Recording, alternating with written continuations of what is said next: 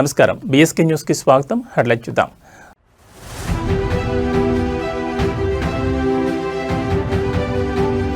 ప్రారంభమైన AP cabinet సమావేశం, పలు కీలక అంశాలపై చర్చ.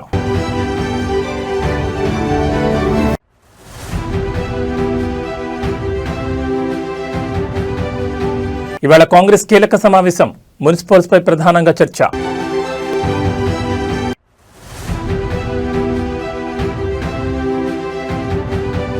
మూడు రోజుల పాటు కాకినాడలో డిప్యూటీ సీఎం పర్యటన, పలు అభివృద్ధి కార్యక్రమాలకు శంకుస్థాపన చేయనున్న పవన్.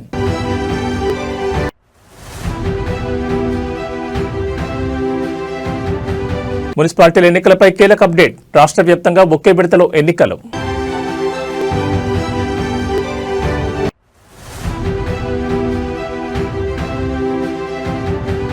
భారత్పై 500% టారిఫ్లు, కీలక బిల్లుకు ట్రంప్ గ్రీన్ సిగ్నల్.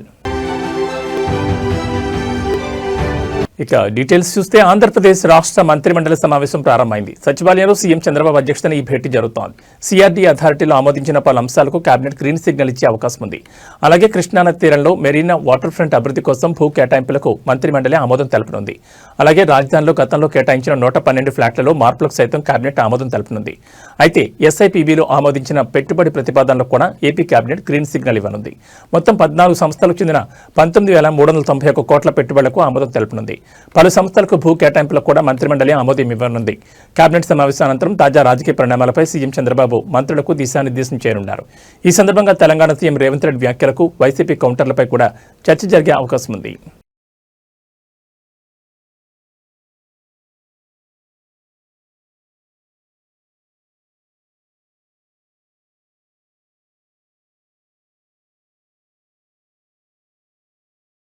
రాష్ట్రంలో త్వరలో జరగబోయే మున్సిపల్ ఎన్నికల్లో విజయం సాధించడమే లక్ష్యంగా కాంగ్రెస్ పార్టీ కీలక సమావేశాలు నిర్వహిస్తోంది. అందులో భాగంగానే టీపీసీసీ విస్తృత స్థాయి కార్యవర్గ సమావేశాన్ని గాంధీభవన్లో నిర్వహిస్తోంది. TPCC chief MLC Mahesh Kumar Goud అధ్యక్షతన జరిగే కీలక భేటీలో CM Revanth Reddy, TPCC chief Mahesh Kumar Goud, Congress in charge Meenakshi Natarajan, AICC కార్యదర్శులు పాల్గొనున్నారు. ప్రధానంగా మున్సిపల్ ఎన్నికల్లో అమలు చేసే వ్యూహాలపై చర్చించనున్నారు. మున్సిపల్ ఎన్నికలపై తాజాగా రేవంత్ రెడ్డి, మహేష్ కుమార్ గౌడ్ చర్చించారు. ఇటీవల పంచాయతీ ఎన్నికల్లో కాంగ్రెస్ సర్పంచ్ స్థానాలను గణనీయ సంఖ్యలో గెలుచుకున్న ప్రత్యర్థి బీఆర్ఎస్ కూడా సర్పంచ్ ఎన్నికల్లో ఆశించిన దానికంటే పనితీరుని ఎక్కువగానే కనబరిచింది. దీంతో అధికార పార్టీ అలర్ట్ అయింది. మున్సిపల్ ఎన్నికల్లో అలాంటి అవకాశాలను ప్రత్యర్థి పార్టీలకు ఇవ్వకుండా అన్ని మున్సిపాలిటీలను క్లీన్ స్వీప్ చేయాలన్న లక్ష్యంతో ప్రణాళికలు రచిస్తోంది. ప్రతి వార్డ్, డివిజన్ నుంచి 6 చెప్పిన అభ్యర్థుల జాబితాను రూపొందించి వారిలో సమర్థులైన కోసం సర్వే నిర్వహించాలని పార్టీ నిర్ణయించింది. అలాగే కేంద్ర ప్రభుత్వం ఉపాధి హామీ పథకం పేరు మార్చిన తీరుపై చర్చించే అవకాశం ఉందని పార్టీ వర్గాలు తెలిపాయి. మరోవైపు కృష్ణా, గోదావరి జలాలపైన విపక్షాల ఆరోపణలు, విమర్శలు తిప్పికొట్టేలా కార్యాచరణ తీసుకుంటారని, అసెంబ్లీలో పవర్ పాయింట్ ప్రజెంటేషన్ ద్వారా ఇచ్చిన అంశాలను ప్రజల్లోకి మరింత బలంగా తీసుకెళ్లేలా కార్యాచరణ ఉంటుందని పార్టీ నేతలు పేర్కొంటున్నారు. మరోవైపు డీసీసీల కూర్పు అంశం చర్చకొచ్చే అవకాశం ఉన్నట్టు తెలుస్తోంది. ఈ నెల 15న మండలాధ్యక్షుల నియామకాన్ని చేపట్టనున్నారు.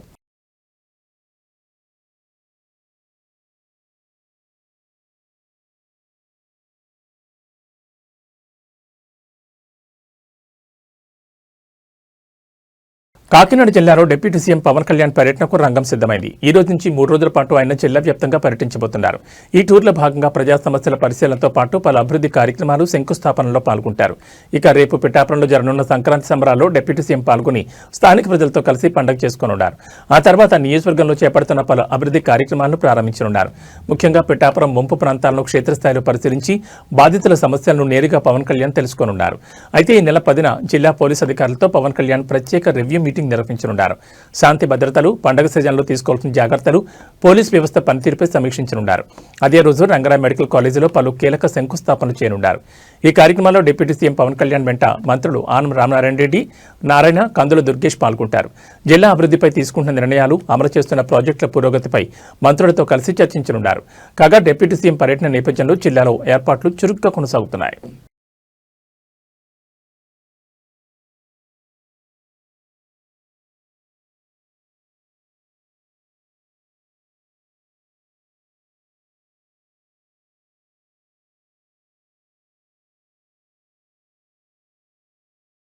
రాష్ట్రంలో మున్సిపల్ ఎన్నికలను ఒకే విడతలో నిర్వహించాలని ఎన్నికల సంఘం నిర్ణయించింది. మున్సిపాలిటీలు వార్డుల సంఖ్య తక్కువగానే ఉండడంతో ఒకే విడతలో ఎన్నికలు నిర్వహించేందుకు అవసరమైన సిబ్బంది, పోలీసులు ఉన్నారని ఈసీ గుర్తించింది. ఒకే విడతలో ఎన్నికల నిర్వహణకు అన్ని ఏర్పాట్లు చేయాలని జిల్లా యంత్రాంగానికి సూచించినట్లు సమాచారం. ఒకే విడతలో ఎన్నికలు నిర్వహిస్తే ఎలాంటి సమస్యలు ఉండవని జిల్లా యంత్రాంగం సైతం ఓకే చెప్పినట్టు తెలుస్తోంది. ఒకరోజు ఎన్నికలు, మర్నాడు ఓట్ల లెక్కింపు చేయనున్నారు. ఈ క్రమంలోనే ప్రతి పోలింగ్ స్టేషన్లో వెబ్ కాస్టింగ్ నిర్వహించాలని ఈసీ యోచిస్తోంది. రాష్ట్రంలోని పోలింగ్ కేంద్రాలపై ఇంకా స్పష్టత రాలేదు. ప్రస్తుతం 116 మున్సిపాలిటీలు, 7 కార్పొరేషన్లకు ఒకేసారి బ్యాలెట్ విధానంలో ఎన్నికలు నిర్వహించనున్నారు. ఇప్పటికే నిర్ణయం తీసుకున్నారు. జిల్లాలో అధికారులు బ్యాలెట్ బాక్సులను సిద్ధం చేయగా జిల్లాలో మున్సిపాలిటీలు, వార్డుల సంఖ్యకు అనుగుణంగా బ్యాలెట్ బాక్సులను అందుబాటులో ఉంచారు. పోలింగ్ స్టేషన్ల సంఖ్యకు అనుగుణంగా బ్యాలెట్ బాక్సులను అధికారులు సిద్ధం చేస్తున్నారు. పార్టీల పరంగా ఎన్నికలు కావడంతో పార్టీల గుర్తులను బ్యాలెట్ పేపర్పై ముందుగా ముద్రిస్తారు. ఆ తర్వాత ఇండిపెండెంట్ అభ్యర్థుల పేర్లను పొందుపరుస్తారు. నోటా గుర్తు సైతం ఈసారి బ్యాలెట్ పేపర్ మీద ముద్రించనున్నారు. ప్రతి జిల్లాలో తక్కువ సంఖ్యలో మున్సిపాలిటీలు ఉన్నందున తక్కువ సంఖ్యలోనే పోలీస్ సిబ్బంది అవసరమవుతారని అంచనాకు వచ్చిన జిల్లా యంత్రాంగం ఒకే దశలో ఎన్నికలు నిర్వహించేందుకు గ్రీన్ సిగ్నల్ ఇచ్చింది. మున్సిపాలిటీ ఎన్నికల నిర్వహణకు వార్డుల వారీగా తుది ఓటర్ల జాబితాను పకడ్బందీగా రూపొందించాలని రాష్ట్ర ఎన్నికల కమిషనర్ రాణి కుముదిని జిల్లా కలెక్టర్లు, మున్సిపల్ కమిషనర్లను ఆదేశించారు. హైదరాబాద్ నుంచి రాణి కుముదిని జిల్లాల కలెక్టర్లు, మున్సిపల్ అధికారులతో ఎన్నికల ఏర్పాట్లపై సమీక్షించారు. మున్సిపాలిటీలు, కార్పొరేషన్లకు సాధారణ ఎన్నికల నిర్వహణ, ఓటర్ల జాబితా తయారీ, ప్రచురణ, ఇతర సంబంధిత అంశాలపై దిశానిర్దేశం చేశారు. ఈ సందర్భంగా ఎన్నికల కమిషనర్ మాట్లాడుతూ తెలంగాణ మున్సిపాలిటీ చట్టంలో సవరించిన సెక్షన్ 195A ప్రకారం జనవరి 12న వార్డుల వారీగా ఓటర్ల తుది జాబితాను ప్రచురించాలని, 13న పోలింగ్ స్టేషన్ల వివరాలు, ముసాయిదా జాబితాను టీ-పోల్లో అప్లోడ్ చేయాలని, 16న ఫోటోతో కూడిన తుది ఓటర్ల జాబితాను పోలింగ్ స్టేషన్ల వారీగా ప్రచురించాలని అధికారులను ఆదేశించారు.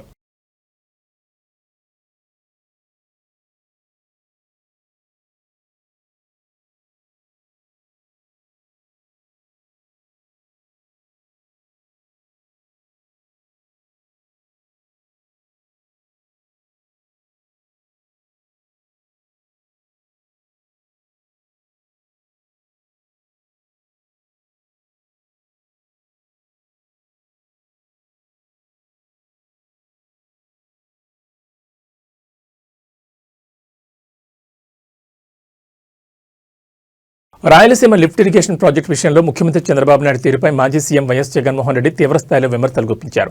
రాయలసీమ ప్రజల ప్రయోజనాలను చంద్రబాబు తెలంగాణకు తాకట్టు పెట్టారని ఆయన ఆరోపించారు. తెలంగాణ అసెంబ్లీలో రేవంత్ రెడ్డి చేసిన వ్యాఖ్యలను ప్రస్తావిస్తూ జగన్ కీలక వ్యాఖ్యలు చేశారు. తాను అడిగినందుకే చంద్రబాబు రాయలసీమ ప్రాజెక్టును ఆపేశారని తెలంగాణ సీఎం స్వయంగా అసెంబ్లీ సాక్షిగా చెప్పారు. ఇది చంద్రబాబు సీమ ప్రజలకు చేసిన ద్రోహం కాదా అని జగన్ ప్రశ్నించారు. రాయలసీమకు నీరందించి ఈ ప్రాజెక్టు విషయంలో చంద్రబాబు విలన్గా మారారని, కేవలం రాజకీయ ప్రయోజనాల కోసం రాష్ట్రాన్ని అమ్మేశారని జగన్ మండిపడ్డారు. రాయలసీమ లిఫ్ట్ ఇరిగేషన్ పనులను ఆపేయాలి అని అంటూ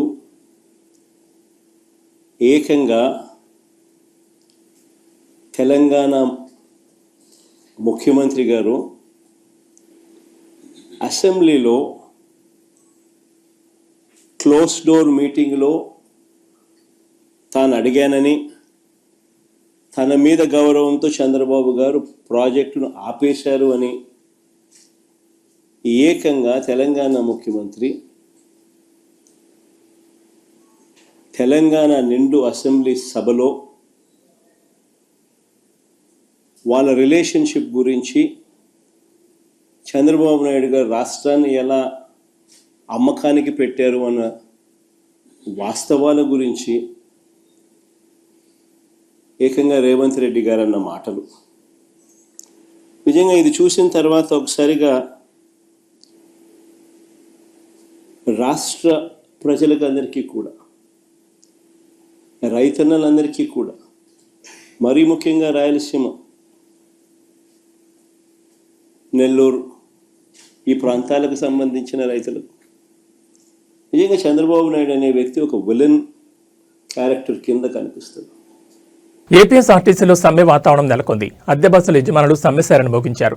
తమకు చెల్లించే అద్దెను పెంచాలని డిమాండ్ చేస్తూ ఈ నెల 12వ తేదీ నుంచి రాష్ట్ర వ్యాప్తంగా బస్సులు నిలిపివేయనున్నట్లు హెచ్చరించారు. ఈ మేరకు గురువారం ఆర్టీసీ యాజమాన్యానికి సమ్మె నోటీసు ఇచ్చేందుకు సిద్ధమయ్యారు. స్త్రీశక్తి పథకం అమలు తర్వాత బస్సుల్లో రద్దీ విపరీతంగా పెరిగిందని, దీనివల్ల తమపై అదనపు భారం పడుతోందని యజమానులు చెబుతున్నారు. మరోవైపు పెరిగిన ఇంధన, నిర్వహణ ఖర్చులతో నష్టాలు వస్తున్నాయని, ఈ పరిస్థితుల్లో అద్దె పెంచడం తప్పనిసరని వారు వాదిస్తున్నారు. ఈ విషయంపై ఆర్టీసీ యాజమాన్యంతో చర్చలు జరిపినా ఫలితం లేకపోయింది. యాజమాన్యం నెలకు అదనంగా 5,200 ఇచ్చేందుకు ముందుకొచ్చినా ఈ పెంపు చాలా స్వల్పమని యజమానులు సంఘాలు తీవ్ర అసంతృప్తిని వ్యక్తం చేశాయి. తమతో చర్చించి అద్దెను మరింత పెంచాలని కోరుతూ సమ్మెకు దిగుతున్నట్లు స్పష్టం చేశాయి.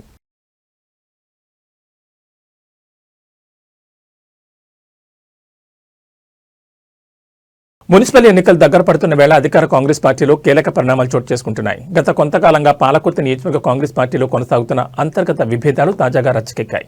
స్థానిక సంస్థల ఎన్నికల ఫలితాల నేపథ్యంలో పాలకుర్తి నేతల పంచాయతీ కాంగ్రెస్ జాతీయ నాయకురాలు మీనాక్షి నటరాజన్ వద్దకు చేరింది. హైదరాబాద్లోని ఎమ్మెల్యే క్వార్టర్స్లో పాలకుర్తి నియోజకవర్గానికి చెందిన కాంగ్రెస్ అసంతృప్తి నేతలు ఆమెతో ప్రత్యేకంగా సమావేశమయ్యారు. ఈ భేటీలో Torrur market chairman Tirupati Reddy, PSC chairman Kakirala Hariprasad, senior నేత కిషోర్ రెడ్డి తదితరులు పాల్గొన్నారు. నియోజకవర్గంలో ఎమ్మెల్యే యశస్వి రెడ్డి, ఆమె అత్త ఝాన్సీ రెడ్డిల పనితీరుపై అసమ్మతి నేతలు మీనాక్షి నటరాజన్కు ఫిర్యాదు చేసినట్టు తెలుస్తోంది. ఇటీవల జరిగిన స్థానిక సంస్థల ఎన్నికల్లో ఎమ్మెల్యే యశస్వి రెడ్డి, ఝాన్సీ రెడ్డిలు మేజర్ గ్రామ పంచాయతీలను గెలిపించుకోవడంలో విఫలమయ్యారని వారు పేర్కొన్నారు. కాగా తాము మాత్రం తమ సొంత బలంతో 10 మేజర్ గ్రామ పంచాయతీలను కైవసం చేసుకున్నామని, పార్టీ పటిష్టత కృషి చేస్తున్నా తమకు పార్టీలో సరైన గుర్తింపు దక్కడం లేదని అసమ్మతి నేతలు మీనాక్షి నటరాజన్కు ఆవేదన వ్యక్తం చేశారు. ఈ ఫిర్యాదుల నేపథ్యంలో ఆమె ఎటువంటి నిర్ణయం తీసుకుంటారనే దానిపై తీవ్ర ఉత్కంఠ నెలకొంది.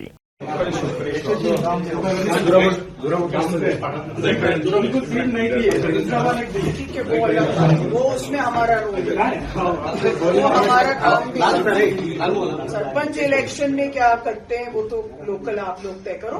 मैं जिला अध्यक्ष जी को भी बात करूँ.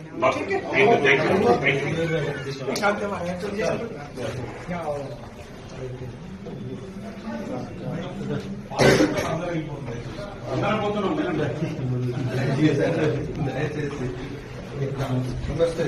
ధర్మవరం మాజీ ఎమ్మెల్యే కేతిరెడ్డి పెద్దారెడ్డిపై Tadipatri municipal chairman JC Prabhakar Reddy మరోసారి ఫైర్ అయ్యారు. రాయలసీమకు పౌరుషం లేదని చేసిన వ్యాఖ్యలకు స్ట్రాంగ్ కౌంటర్ ఇచ్చారు. ఎక్కడ పడితే అక్కడ ఏది పడితే అది మాట్లాడి షో ఆఫ్ చేస్తున్నారని, ఆయన ఫ్యామిలీతో టూర్కు వెళ్లినా ఫోటోలు పెడుతున్నారని, ఇదంతా షో ఆఫ్ అన్నారు. రాయలసీమకు పౌరుషం లేదంటే ప్రజలు చెప్పుతో కొడతారని జేసీ ప్రభాకర్ హెచ్చరించారు. రాయలసీమ రాయలసీమని తొడలు కొట్టుకోవడం, రాత్రైతే కారం ఎక్కువ తినడం, తర్వాత ఫైల్స్ ఆపరేషన్ చేయించుకోవడం తప్ప ఇంతకమి చేసిందేమీ లేదని కేతిరెడ్డి వివాదాస్పద వ్యాఖ్యలు చేశారు. ఊరికే ఉప్పు కారం తినడం, లేని పౌరుషాలు చెప్పుకోవడం చేసిన వ్యాఖ్యలపై జేసీ తీవ్రంగా స్పందించారు. 5 సంవత్సరాలుగా ఉప్పు కారం తిని 15 నెలలుగా కేతిరెడ్డికి ఫైల్స్ వచ్చాయని, అందుకే ఇలాంటి వ్యాఖ్యలు చేస్తున్నారని విమర్శించారు. డ్రైనేజ్ కాలువను చూసేందుకు వస్తే మా ఇంటి వద్దకు ఎందుకు వస్తారన్నప్పుడే నీ జ్ఞానం ఏంటో తెలిసిందన్నారు. నోటికి ఏదొస్తుంది మాట్లాడితే ఊరుకునేది లేదని హెచ్చరించారు. దమ్ముంటి డిబేట్కు వచ్చి రాయలసీమ లిఫ్ట్ ఇరిగేషన్పై చర్చించాలని, ఎవరేం చేశారో ప్రజలకు కూడా తెలుస్తుందని ఓపెన్ ఛాలెంజ్ చేశారు. చంద్రబాబు నాయుడుపై విమర్శలు చేయడం తగదని సూచించారు. చంద్రబాబు నాయుడు గురించి ఏం తెలిసిన మాట్లాడుతున్నారని ప్రశ్నించారు. తాను జగన్ కన్నా పెద్దోడే అయినా ఏనాడు ఇష్టం వచ్చినట్లు మాట్లాడనేది అది ఒక లీడర్కి ఇచ్చే రెస్పెక్ట్ అని అన్నారు. నీకు యాడికి నోటికి వస్తాడు మాట్లాడతావా? యాడికి నోటికి వస్తాడు మాట్లాడతావు నువ్వు? ఏమనుకుంటాను? రాయలసీమ పౌరుషం లేదా? లే, నువ్వు ఏం చేసినావురా? రా డిబేట్కి రా. లిఫ్ట్ ఇరిగేషన్ గురించి మాట్లాడదాం. రాయలసీమ లిఫ్ట్ ఇరిగేషన్ మాట్లాడదాం. అంతకుముందు మీరు చేసిండ్రే. నాకు పడగలరా? అటు మిద్దెలు కట్టించుకొని 4 గుర్రాలు పెట్టుకొని ఏమే మినీ కూపర్ పెట్టి నీ కథ నాకు తెలియదా? ఎంతుందిరా నీకు? ఎంతుందిరా? మినీ కూపర్ అంటే కూడా తెలియదు. ఏమే కొన్ని రోజులు నువ్వు వాడితే కొన్ని రోజులు మీ సినాయన వాడా అంటే యాడికంటే అటు మాడతావు. రాజస్థాన్ జనాన్ని తంతారే నిన్ను. నీ భాష మార్చుకో. మొన్న చెప్తాను చూడు, మొత్తం ముస్లిమ్స్ నీకు ఓటు వేసినారు కాబట్టి నువ్వు వాడికి వచ్చినావు. అదే వేరే వాడిని నిలబెట్టింటే వేలకు పోయింది. పొంద గుడ్ మార్నింగ్, గుడ్ ఈవినింగ్ ఏం చేసినావు చెప్పరా? ధర్మవరం నువ్వు ఏం చేసినావు చెప్పరా? తెస్సువి మిషన్, తెస్సువి సెగ్రిగేషన్ మిషన్ ఈ రోజుకి అట్లే ఉంది. బాడిగలు తీసుకొని తిన్నావు, దాంతో నువ్వు సుఖపడినావు. రా ధర్మవరం పోదాం. ఈ రోజుకి మీ సెగ్రిగేషన్ చేసినారా? ఎందుకు అందరిని ఆడబోసుకుంటాడు? అంటే చంద్రబాబు నాయుడు గురించి లే, నీకు చంద్రబాబు నాయుడు గురించి మా అర్హత ఉందరా? నేను కూడా జగన్ కన్నా పెద్దోడిని, బట్ ఈజ్ ఎ లీడర్. కొద్ది వరకే నేను మాట్లాడగలను. ఏవో దేశంలో నువ్వే అంతా తెలిసినట్లు స్టైల్గా హైదరాబాద్లో సంచలనంగా మారిన గొర్రె మేకల రక్తం మాఫియా వ్యవహారం ఇప్పుడు దేశవ్యాప్తంగా చర్చనీయాంశంగా మారింది. బతికున్న గొర్రెలు మేకల నుంచి రక్తాన్ని సేకరించి అక్రమంగా వ్యాపారం చేస్తున్న ముఠాపై కేంద్ర ప్రభుత్వం సీరియస్గా స్పందించింది. ఈ వ్యవహారంపై కేంద్ర డ్రగ్ కంట్రోల్ ఆధ్వర్యంలో విస్తృత స్థాయి దర్యాప్తు ప్రారంభమైంది. కేంద్ర డ్రగ్ కంట్రోల్ అధికారుల సూచనలతో హైదరాబాద్ పోలీసులు రాష్ట్ర డ్రగ్ కంట్రోల్ అధికారులతో కలిసి కాచిగూడ ప్రాంతంలోని సిఎన్కే ఇంపోర్ట్ ఎక్స్పోర్ట్ కంపెనీలో ఆకస్మిక సోదాలు నిర్వహించారు. ఈ దాడుల్లో భారీ మొత్తంలో రక్త నిల్వలు బయటపడ్డాయి. సుమారు 1000 లీటర్లకు పైగా గొర్రె మేక రక్తంతో నిండిన ప్యాకెట్లను అధికారులు సీజ్ చేశారు. ఇంత పెద్ద మొత్తంలో రక్తం నిల్వ చేయడం వెనుక అసలు ఉద్దేశం ఏమిటన్న దానిపై అనుమానాలు వ్యక్తమవుతున్నాయి. సోదాల సమయంలో సీజ్ చేసిన రక్తం ప్యాకెట్లను హర్యానాలోని పాలీ మెడికోర్ కంపెనీకి పంపిస్తున్నట్లు అధికారులు గుర్తించారు. అయితే ఈ రక్తాన్ని ఎలాంటి అవసరాల కోసం వినియోగిస్తున్నారన్న విషయంపై ఇప్పటికీ ఇంకా స్పష్టత రాలేదు. ముఖ్యంగా ఈ రక్తంతో క్లినికల్ ట్రయల్స్ నిర్వహిస్తున్నారా అనే అనుమానాన్ని డ్రగ్ కంట్రోల్ అధికారులు వ్యక్తం చేస్తున్నారు. అవసరమైన అనుమతులు లేకుండా జంతు రక్తాన్ని సేకరించి తరలించడం చట్టవిరుద్ధమని వారు పేర్కొన్నారు. ఈ వ్యవహారంలో సిఎన్కే ఇంపోర్ట్ ఎక్స్పోర్ట్ కంపెనీ యజమాని నికేష్ పరారీలో ఉన్నట్లు పోలీసులు తెలిపారు. గత 2 రోజులుగా అతడి కోసం ప్రత్యేక బృందాలు గాలింపు చర్యలు చేపట్టాయి. నికేష్ పట్టుబడితే రక్త సేకరణ విధానం, ఎక్కడి నుంచి ఎంత మొత్తంలో రక్తం తీసుకుంటున్నారన్న అంశాలపై పూర్తి క్లారిటీ వచ్చే అవకాశం ఉందని అధికారులు భావిస్తున్నారు. ప్రాథమిక విచారణలో కేసర ప్రాంతంలోని నిర్మానుష ప్రదేశాల్లో బతికున్న గొర్రెలు మేకల నుంచి రక్తాన్ని సేకరిస్తున్నట్లు సమాచారం లభించింది. ఈ ఘటనపై కేంద్ర డ్రగ్ కంట్రోల్, రాష్ట్ర డ్రగ్ కంట్రోల్ అధికారులు కలిసి సమగ్ర విచారణ చేపట్టారు. అక్రమ రక్త వ్యాపారం వెనుక ఉన్న నెట్వర్క్ ను పూర్తిగా బయటకు తీసి బాధ్యులపై కఠిన చర్యలు తీసుకుంటామని అధికారులు స్పష్టం చేశారు. నికేష్ దొరికితే రక్త సేకరణపై క్లారిటీ వచ్చే అవకాశం ఉంటుందని అధికారులు పేర్కొన్నారు.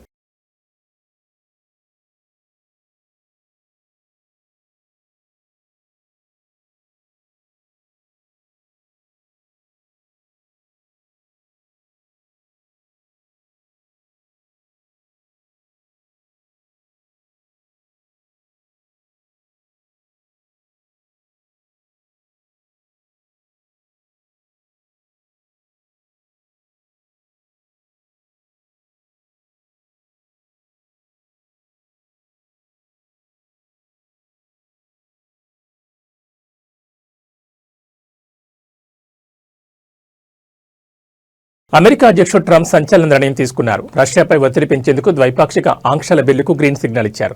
రష్యా నుంచి చమురు కొనుగోలు చేస్తున్న భారత్, చైనాపై ఏకంగా 5% సుంకాలు పెంచేందుకు సుముఖత వ్యక్తం చేశారు.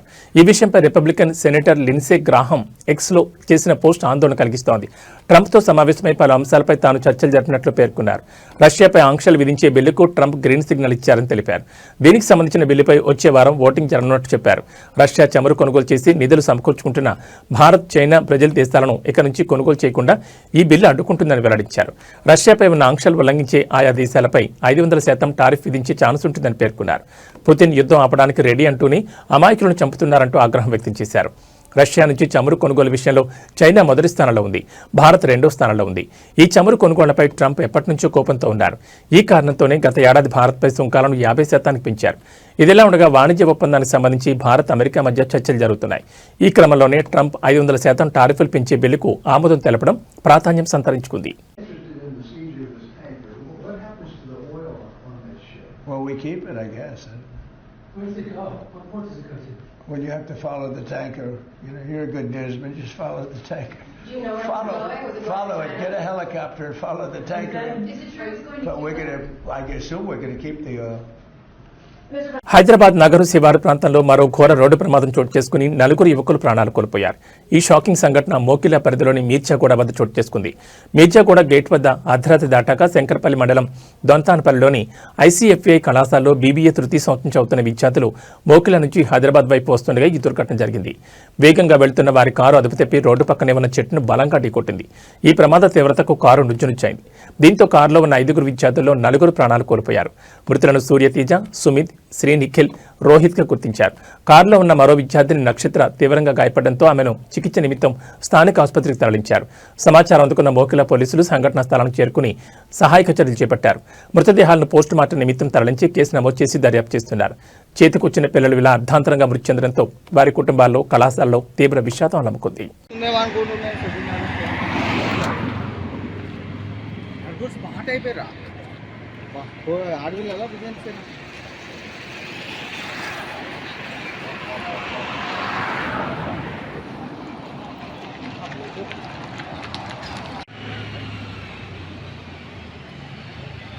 కార్లో ఫోటోలు ఉన్నాయి కానీ నాకు ఐడియా అవన్నీ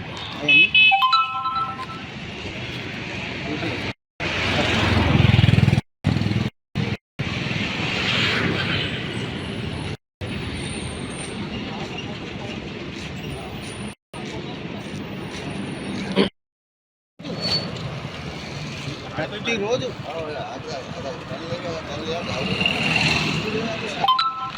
టోటల్ లైఫ్ ఖరాబ్ అయిపోయింది. రాజకీయ రంగ ప్రవేశం చేసిన అనంతరం తమిళ స్టార్ హీరో విజయ్ నటించిన చివరి చిత్రం జననాయకన్ విడుదల వాయిదా పడింది. ఈ విషయాన్ని చిత్ర నిర్మాణ సంస్థ కేవీఎన్ ప్రొడక్షన్స్ సోషల్ మీడియా ద్వారా వెల్లడించింది. హెచ్ వినోద్ దర్శకత్వంలో రూపొందిన ఈ చిత్రాన్ని సంక్రాంతి సందర్భంగా జనవరి 9న విడుదల చేయాలని చిత్ర నిర్మాణ సంస్థ భావించింది. అయితే సెన్సార్ బోర్డు నుంచి ధృవీకరణ పత్రం అందకపోవడంతో చిత్ర బృందం న్యాయస్థానాన్ని ఆశ్రయించింది. చిత్రం సెన్సార్ ధృవీకరణ విడుదలపై జనవరి 9న కోర్టు నుంచి తుది ఉత్తర్వులు వెలువడే అవకాశం ఉండడంతో విడుదలను వాయిదా వేయాలని చిత్ర నిర్మాణ సంస్థ నిర్ణయించింది. విడుదలకు సంబంధించిన కొత్త తేదీని త్వరలో ప్రకటిస్తామని నిర్మాతలు తెలిపారు. ఈ చిత్రాన్ని తెలుగులో జననాయకుడు పేరుతో విడుదల చేయనున్నారు. రాజకీయాల్లోకి అడుగుపెట్టిన విజయ్కు ఇదే చివరి చిత్రం కావడం విశేషం.